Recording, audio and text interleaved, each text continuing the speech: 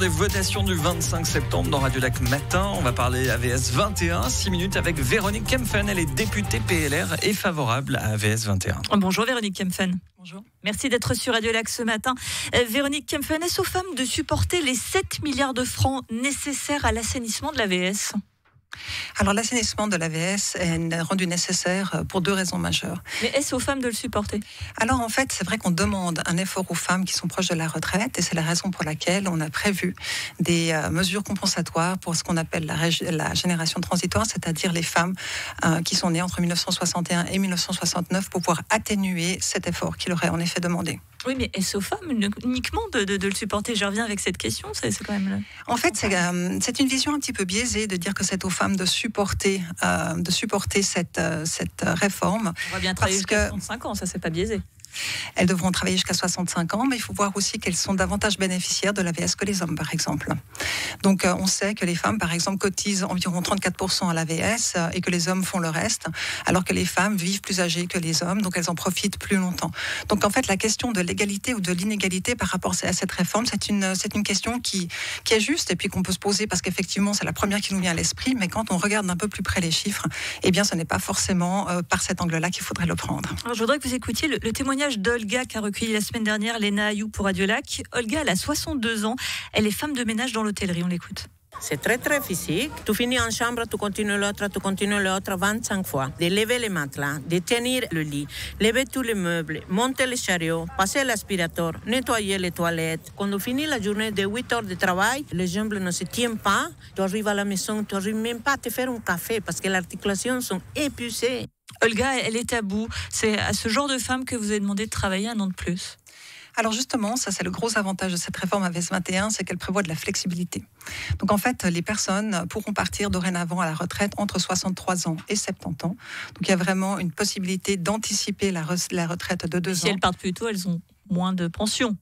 Elles ont moins de pension, mais il faut savoir justement que pour ces personnes de la génération transitoire dont je parlais tout à l'heure, donc ce sera le cas de Olga, puisqu'elle a 62 ans, vous m'avez dit, je crois, eh bien elle sera dans la possibilité de partir à l'âge de 64 ans, comme jusqu'à présent, sans aucune réduction de l'âge de la retraite, puisqu'elle a un faible revenu. Donc il y a quand même des avantages, et il faut savoir aussi que pour ces personnes, enfin ces femmes de la génération transitoire, elles pourront même partir à 62 ans. C'est quelque chose de particulier qui a été pensé pour elles. Alors 19%, c'est l'écart salarial en moyenne entre les femmes et les hommes. Les femmes touchent un tiers de rente de moins du fait de cet écart. Conséquence, donc on est déjà pénalisé sur nos retraites, même si apparemment, les hommes nous aident, mais tout de même on est pénalisé sur nos retraites parce qu'on gagne moins, et en plus on va devoir travailler, je dis on parce que nous sommes femmes toutes les deux, on va devoir travailler un an de plus. C'est la double peine pour nous finalement, Véronique Kempfen. Alors en fait, ces chiffres qui sont justes, ils viennent de sortir la semaine passée, ils comprennent l'AVS et le deuxième pilier. Donc c'est surtout au deuxième pilier que les femmes sont perdantes parce qu'elles travaillent. C'est pas une question de genre, en fait, c'est pas une question d'homme ou de femme. C'est parce qu'elles elles travaillent davantage à temps partiel et c'est ça qui les pénalise énormément dans le deuxième pilier. Il faut savoir que dans le premier pilier, on constate que les femmes globalement gagnent même un tout petit peu plus que les hommes. On est chanceuses à vous entendre à chaque fois. Non, pas du tout. Mais ce qu'il faut comprendre, c'est que vous votiez oui ou non à la réforme AVS 21, ça va rien changer du tout. Ça ne fait pas faire avancer d'un iota la cause de l'égalité entre hommes et femmes. Ce n'est pas le sujet, en fait. Même si vous refusez AVS 21, tout simplement, ça va creuser le trou financier dans l'AVS et puis ça ne va pas faire avancer l'égalité salariale homme-femme. Tout de même, s'il n'y avait plus cette inégalité salariale, les femmes, si elles étaient payées comme les hommes, il y aurait 9 milliards de plus pour l'AVS. On ne parle pas du deuxième pilier, rien que pour l'AVS. Donc, inégalité salariale résolue, problème de l'AVS résolu. Véronique Kempfen, CQFD. Non, pas forcément, puisque par exemple la jeunesse... si on est plus payé, on cotise plus pour le premier pilier, c'est logique. C'est vous qui êtes dans les chiffres, c'est pas moi. Non, en fait, le premier pilier, c'est ça qui est intéressant, c'est que c'est une assurance sociale extrêmement solidaire. Elle n'est pas liée à votre revenu. Ça, c'est justement le deuxième pilier qui est lié au revenu. Le premier pilier, en fait, est lié à vos années de cotisation. Donc, du moment que vous cotisez pendant tout le temps dans lequel vous êtes censé cotiser, vous aurez une rente pleine. Et c'est pour ça, en fait, qu'aujourd'hui, à l'âge de la retraite, dans le premier pilier, l'AVS, c'est sur ça qu'on vote le 25 septembre et sur rien d'autre, eh bien, les femmes sont un tout petit peu avantagées parce qu'il faut croire qu'elles ont mieux cotisé pendant toutes leurs années de travail. Si on travaille un an de plus, il y a certaines personnes qui sont quand même au chômage quand elles arrivent vers 50, 55 ans. On sait combien c'est compliqué pour ces seniors de trouver un emploi. Leur demander de travailler un an de plus, ça rajoute une difficulté à la difficulté quand même. On le sait bien que ce ne sont pas des personnes que les entreprises emploient le plus rapidement. Alors, une fois de plus, je suis obligée de répéter. Parfois, je suis désolée, c'est un peu le système du disque rayé. Mais c'est vrai, je veux dire, le chômage des seniors. Imaginons, je perds mon emploi à 60 ans, ce que je ne me souhaite pas. Vous reconviendrez que ça me sera plus compliqué de retrouver un emploi à 60 ans qu'à mon âge de 20 ans et quelques que j'ai actuellement.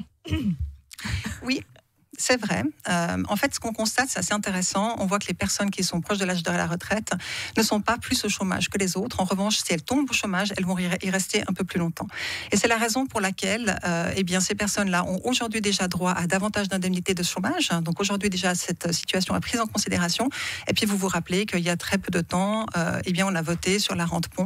Donc à partir de 61 ans, vous pouvez avoir une rente pont si vraiment vous arrivez au bout de vos indemnités de chômage. Oui. Donc ce sont des situations qui ont déjà été prises en considération. Et une fois de plus, refuser AVS 21 ne modifiera en rien la difficulté qu'ont certaines personnes sur le marché du travail, qu'elles soient âgées ou non. Et vous avez réussi à nous dire tout ça en 6 minutes. Félicitations, merci beaucoup Véronique Kempfen, députée PLR. Et donc, écoutez, vous travaillerez jusqu'à 65 ans si j'ai bien compris. Absolument. Excellente journée à vous.